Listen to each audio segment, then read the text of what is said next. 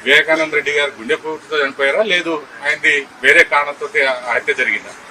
ఆ రోజు ఉదయం ఆయన మరణించినటువంటి రోజు మీలాంటి విలేకరు ఎవరో ఫస్ట్ టైం నిద్ర లేయంగానే నాకు ఫోన్ వచ్చింది. నేను ఏ ఫోన్ కాల్ అయినా ఎత్తుకుంటా, అన్నోన్ కాల్ అయినా.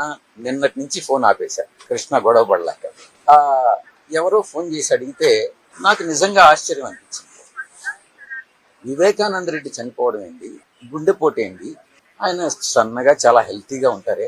ఇమ్మీడియట్గా పులివెందులకి ఫోన్ చేసి అడిగాను, అవినాష్ రెడ్డి గారు, అవినాష్ ఏం జరిగింది, ఇట్లా విలేకరులు అడుగుతా ఉన్నారు ఏం జరిగింది. నాకు ఆ పక్కన ఉండేటటువంటి వ్యక్తి ఎవరో గుండెపోటు అని చెప్పారు. అదే నేను విలేకరులకు చెప్పాను.